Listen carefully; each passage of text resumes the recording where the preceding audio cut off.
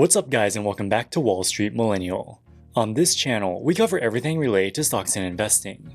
Early in the morning on September 28th, 3 separate explosions were detected in the Baltic Sea, which caused severe damage to the Nord Stream 1 and Nord Stream 2 pipelines. These pipelines were intended to transport Russian natural gas to Germany. This caused massive leaks, with gas bubbling up to the surface, in one case spanning more than 1 kilometer. The damage makes these pipelines unusable for the foreseeable future, causing the price of European natural gas to spike by roughly 10% by the end of the day. Within hours, Sweden's Prime Minister said that the explosions were most likely the result of sabotage, as they'd be almost impossible to occur naturally. The pipes consist of roughly 30 millimeters of steel and up to 100 millimeters of concrete on top of that. They're over-engineered such that they can handle strong ocean currents, and they sit more than 50 meters under the surface. The explosions happened simultaneously dozens of miles apart, and were powerful enough to make small earthquakes that registered as 2.3 on a Richter scale. No known terrorist organization would have the equipment or expertise to carry out such a sophisticated attack.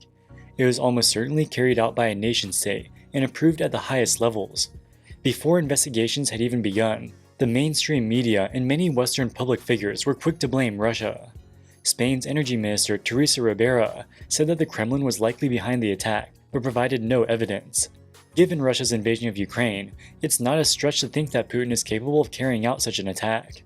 But it's important to note that Gazprom is the majority owner of both pipelines, and Gazprom is owned by the Russian government. At the time of the explosion, neither pipeline was delivering any gas to Germany as a result of political and supposed technical issues. Once the war in Ukraine ends, there's a possibility that both countries could come to an agreement to turn both pipelines back on. And if this happens, Russia could stand to make billions of dollars per year selling gas to Europe. Regardless of how crazy Putin may be, it's quite difficult to explain how he could benefit from this attack. Maybe he wants to cut off gas supplies to Europe to freeze them out during the winter. But this is completely unnecessary. If Putin wants to freeze Europe, all he has to do is turn off the tap. In fact, he already did that earlier this month by indefinitely halting gas flows through Nord Stream 1. Any way you cut it, Putin did not gain any power as a result of the explosions beyond what he already had. In this video, we'll look at who could have been responsible for the Nord Stream explosions, and we better hope it was Russia because the alternative is a lot scarier. The Nord Stream 1 pipeline was first conceived all the way back in 1997 as a way for Germany to purchase natural gas from Russia. Natural gas is plentiful in Russia, allowing them to extract vast quantities of it for a very low cost. Germany is an industrial powerhouse, and their factories require vast amounts of energy. But they have almost no natural gas within their borders. In the past, they relied heavily on coal-fired power plants, but these are expensive and horrible for the environment. Nord Stream 1 was officially opened in 2011, with then German Chancellor Angela Merkel and then Russian President Dmitry Medvedev attending the ceremony. The deal had major economic benefits to both countries. It was also viewed as a major step towards improving diplomatic relationships between Russia and the EU. After the Fukushima nuclear power disaster in 2011, anti-nuclear sentiment increased greatly within Germany. Angela Merkel eventually caved to the pressure and agreed to gradually shut down all the country's nuclear power plants. To replace this energy, she went over to her good friend Vladimir Putin, asking for another pipeline. In 2018, construction started on Nord Stream 2, an $11 billion project funded by Russia's state-owned gas giant Gazprom, along with a consortium of Western European energy companies. Everything looked good. Germany would have access to all of the cheap Russian gas they could ever need. But there was one person who didn't like the Nord Stream 2 pipeline: Donald Trump. Trump harshly criticized the project as he claimed that it effectively served to enrich the Putin regime and give them undue diplomatic influence over this key NATO ally. He complained that the US has spent billions of dollars every year stationing military assets in Germany ever since the Cold War era. In Trump's view, Germany has effectively subsidized the country that NATO was protecting it against. He suggested that they should instead buy US natural gas, which can be liquefied and shipped across the Atlantic. The problem is, the liquefaction process is very complex and is far more expensive than the pipeline gas that Germany could get from Russia. In 2019, the Trump administration went so far as to place economic sanctions against construction companies that helped Gazprom build the pipeline. In the Merkel government, economic concerns trumped appeasing the US, and they continued with construction anyway. By the end of 2021, the pipeline was ready to deliver gas. All they needed was a green light from the German government. This all changed on February 24th when Russia launched its invasion of Ukraine, causing Western nations, including Germany, to implement severe economic sanctions against the Kremlin. Almost immediately, the German government halted approval of the Nord Stream 2 pipeline. Presumably, they thought they could use this as leverage against the Russians, possibly offering to open up the pipeline if Putin agreed to end the war.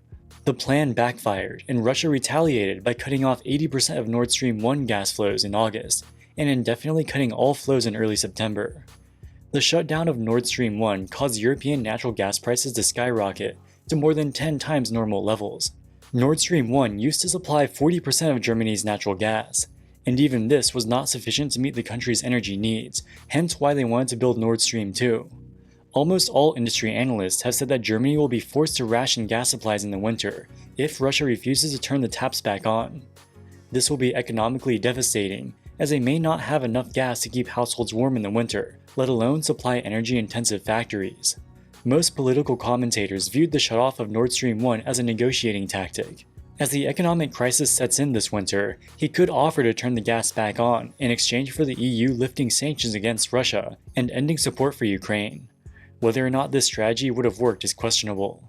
And that is now a purely academic discussion, as the explosions have made both pipelines unusable for the foreseeable future. And that brings us to the question of who carried out these attacks. The sophisticated nature of the attacks precludes any known terrorist organizations or other non-state actors. It had to have been carried out by a sovereign state with significant naval capabilities. Keep in mind that we do not know and may never know who is responsible, and the remainder of this video is informed speculation. But we've narrowed it down to state actors who have at least some involvement in the current Russo-Ukrainian war. The first thing we have to establish is which countries would have the technical capability to carry out the attack. Right off the bat, we can eliminate Ukraine as a contender. The Ukrainian Navy barely exists, as most of their ships were held in Crimea. When Russia annexed the territory in 2014, they stole all the vessels stationed there. The few small boats that they have remaining are blockaded by the Russian Black Sea Fleet. The Ukrainian Navy has a grand total of 0 submarines, so there is no conceivable way they could have left the Black Sea undetected. The other party most directly involved in the conflict is of course Russia. Given the atrocities he's unleashed on Ukraine, Putin is certainly capable of attacking civilian infrastructure such as pipelines. But it's important to remember that both pipelines are majority owned by Gazprom, which is in turn owned by the Russian government. Why would they destroy their own pipeline? And remember that the pipelines weren't even operational at the time. If it's Putin's goal to freeze Europe, he's already accomplishing this. There's no need to destroy his own pipelines. Also, the explosion takes away his most valuable asset in any potential negotiation with the EU. This leads us to the question, who could possibly benefit from the attack? There are two main effects. Firstly, it caused a significant increase in European gas prices. While the two pipelines were not operational, there was some possibility that they could be reopened at some point in the future. These hopes have been dashed, making Europe's energy crisis even worse. This makes it very difficult to believe that any EU country or the UK would have been responsible, as this makes their economic prospects significantly worse. But who would benefit from the higher prices? There are two countries, the United States and Norway. Exports of US liquefied natural gas to the EU increased by 68% in the first half of 2022 as compared to 2021, as the latter scrambles to find alternatives from Russia. Certain American energy companies like Cheniere Energy have seen their profits and stock prices surge as a result. However, given the size of the US economy, this benefit is little more than a rounding error. It would be very difficult to justify such an operation for purely economic reasons. Norway is a different story. The country's economy is basically a giant gas station, with 2/3 of their exports consisting of oil and natural gas. They benefit tremendously from the European energy crisis, and conceivably they could want it to go on for as long as possible. Does Norway have the capability to carry out such an attack? They probably do, at least theoretically. Their navy has 6 submarines, and it would only take 1 submarine to either launch torpedoes or plant bombs on the pipelines. They are also geographically close to the Baltic Sea, and as a NATO member, their navy participates in various exercises in the region. This could give them inside information about security blind spots and allow them to carry out the operation undetected. While Norway may theoretically be capable of carrying out such an attack, it's important to know that they have not been significantly involved in a war since World War II. It would be a very risky proposition to have their relatively inexperienced military carry out such a complex operation.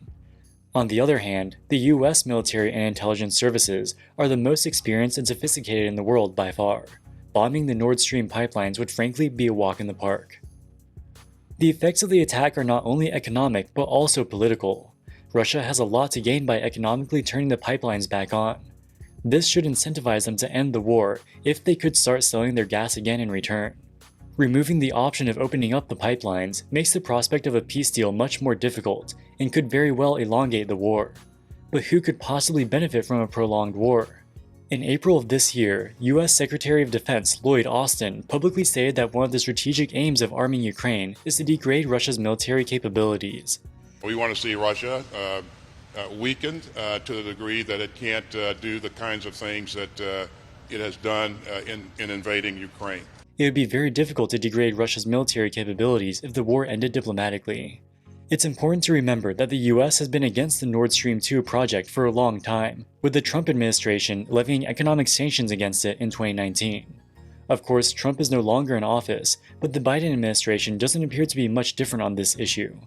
Listen to this exchange between President Biden and a reporter on February 7, 2022, shortly before the war began. Let me answer the first question first. If Russia invades, that means tanks or troops crossing the border of Ukraine again. Then there will be no longer a Nord Stream 2. We will bring an end to it. How will you do that exactly, since the project and control of the project is within Germany's control? We will, I promise you, we'll be able to do it. I promise you we'll be able to do it. Blowing it up is certainly one way to do it. Of course, this is all speculation, and we may never know definitively who carried out the attack. It's possible that Putin did it to sow discord and confusion amongst the West.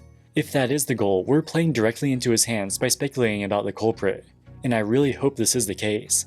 If Joe Biden and Vladimir Putin are the two most powerful men in the world, it would be much better to have just one monster instead of two. Alright guys, that wraps it up for this video. Who do you think was responsible for the Nord Stream attacks? Let us know in the comments section below. As always, thank you so much for watching and we'll see you in the next one. Wall Street Millennial, signing out.